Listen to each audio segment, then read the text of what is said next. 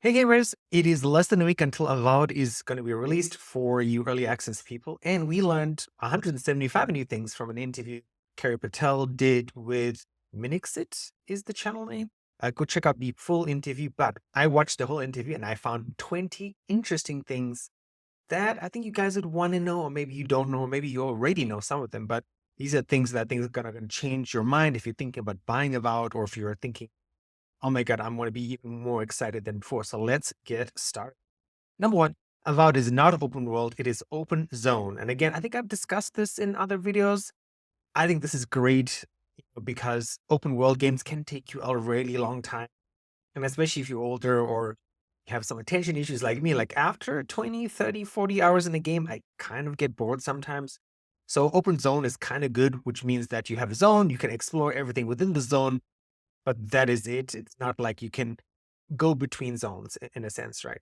So number two, Avowed is roughly the same scope as the Outer Worlds, right? So I played Outer Worlds on Xbox Game Pass when it came out. I was trying to remember how much time did I spend on it, and I remember roughly it was about 20 hours.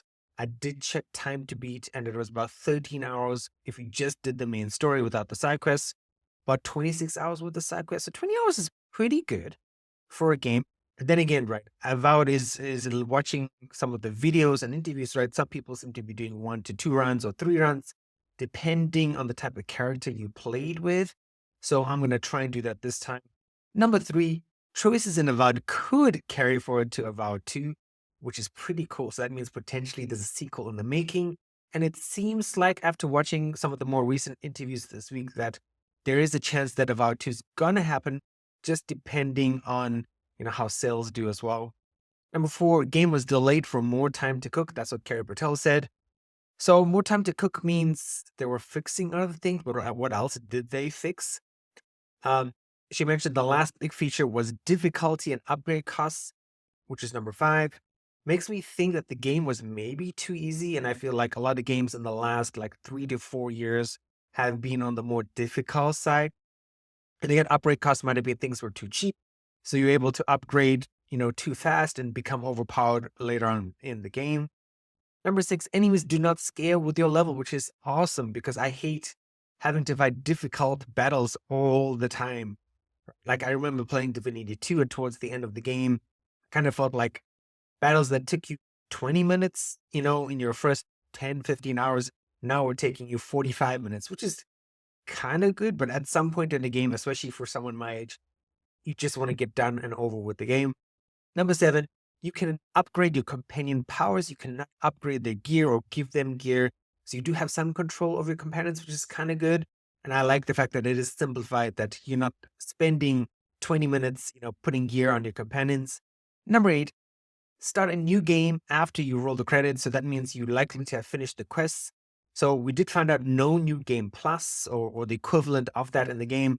So it just means you play a game, you finish a run, that's it. And then you start off with maybe a new character and a new build. So, like I told you guys, I want to do a mage. And then after doing a mage, I might want to do like an archer or something like that. Number nine, you care about your own soul in the story. And that is a factor in the game. That's like an interesting point. Like, what does my soul have to do with this? I don't know much more beyond that. There are some story trailers that were released this past week. I want to do a separate video on those, but that's another story.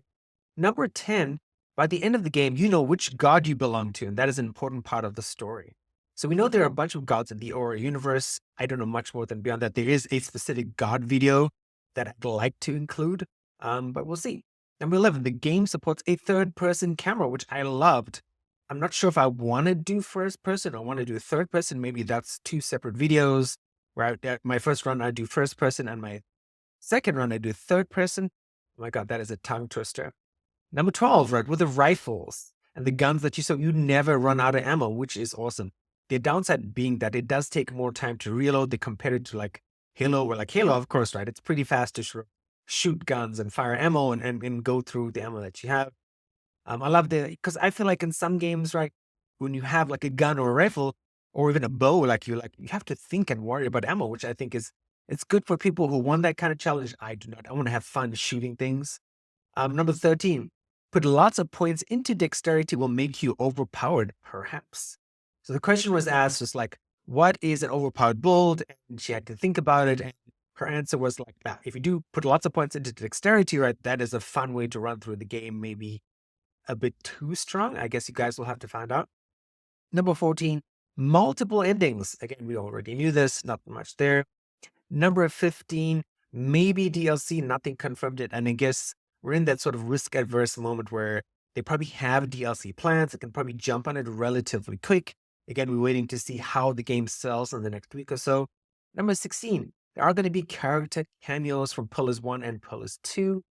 So both games, again, if you watch previous videos, I never played either one. I did play a bit of Pillars 1, but then I got stuck somewhere and I decided not to. So again, if you're Pillars 1 and Pillars 2 fan, you're going to enjoy some of the character cameos. And Carrie sort of emphasized this throughout the whole video. Is like, you don't need to have played Pillars of Eternity 1 or number 2 to sort of enjoy it Avowed and get the story and see what's happening in the world. Number 17, no class specific loot. That means you can, whatever you sort of see on the ground, you can pick it up, you can use it, which is what I like. Number 18, the director herself has played the game 4 times, right? And not as in like a QA sort of level, like she's played through the game to sort of get a feel for the story, get a feel for the game. 4 times is a lot. I mean, that tells you how much polish the game has had at the moment.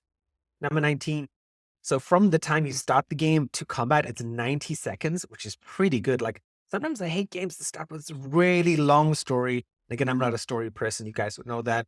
But 90 seconds is pretty good. So you get into the game, 1.5 minutes later, you get a fight, which is awesome, and test out the game systems. Number 20, right? Carrie Patel is an author, which I did not know, which is fantastic. That says a lot about Avowed, even though she wasn't involved with a lot of the writing. She was involved with one of the characters, and she said it was kind of difficult to work on a game or direct a game and create like all the story for one of the companions. So that is it. Those are the 20 most points. There might be other points that you guys might think are important. For me, those were the 20 most important points.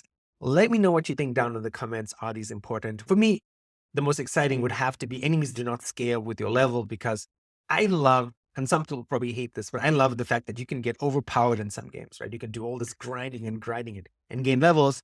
And then you can go back to a place where you were stuck before, and then you could totally wipe the floor with enemies, which is awesome. So I'm looking forward to playing it. I'm actually going to go check my Steam if I can preload the game, because it is releasing on the 14th, right? Which is in 5 days. So I'm going to check my Steam after this. Stay tuned. Maybe another video before the game releases regarding some of the lore that we just found out. And then I will see you guys hopefully streaming next weekend. Take care.